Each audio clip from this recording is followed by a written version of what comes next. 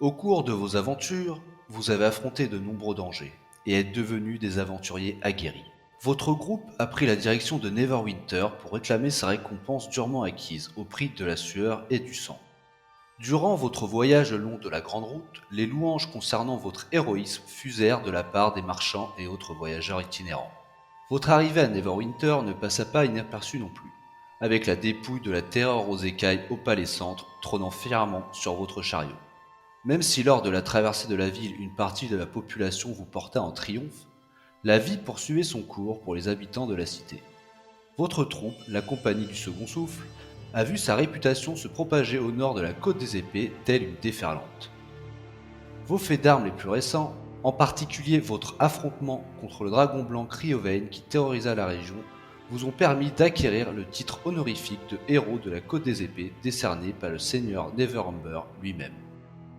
Le seigneur de la cité ne vous accorda que très peu de temps dans la salle du trône, pour vous remercier de vos services sous le regard de sa cour et des notables présents.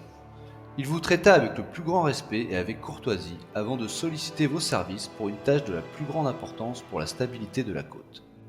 Grâce à une rhétorique digne des plus grands politiciens, il a convaincu chacun d'entre vous de prendre part à la reconstruction et à la sûreté d'une ville se situant au sud de la Grande Route, Lélon, promettant à certains gloire, richesse et pouvoir, et à d'autres l'assurance de se joindre à une noble et juste cause permettant d'améliorer les conditions de vie de la population et d'apporter la prospérité sur la côte des épées.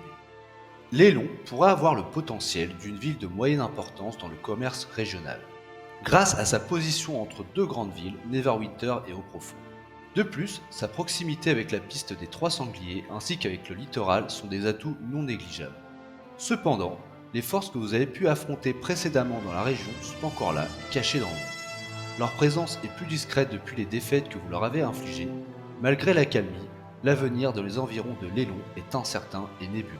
Peut-être le calme avant la tempête. Au cours de la dizaine qui suivit, avant votre départ vers votre prochaine destination Lélon et votre ralliement à l'auberge de la Croisée pour la suite de vos aventures, chacun d'entre vous prend part à ses propres occupations. Rollen, Oelf, maître des ombres, passa la majeure partie de son repos à Fandalin, un temps se socialisant avec la population locale et propageant des rumeurs durant les longues heures passées auprès des habitants. Le reste du temps à courtiser Alia et à conquérir son cœur, partageant tous les deux l'amour des choses qui brillent.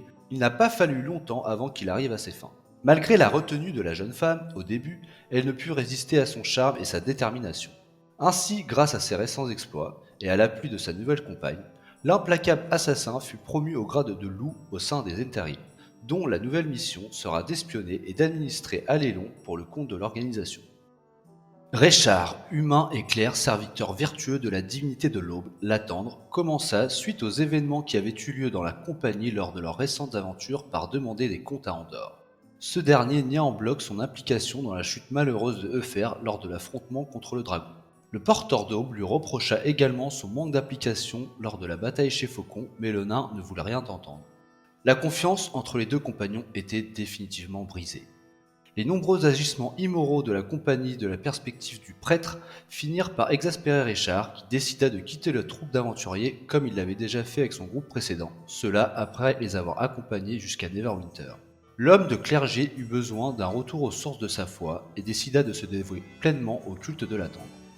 Andor, nain des montagnes et grand guerrier de guerre au caractère bien trempé, passa le plus clair de son temps à festoyer à Neverwinter, profitant des chambres les plus luxueuses de la cité, buvant les breuvages les plus goûtus et à ripailler des mets de choix.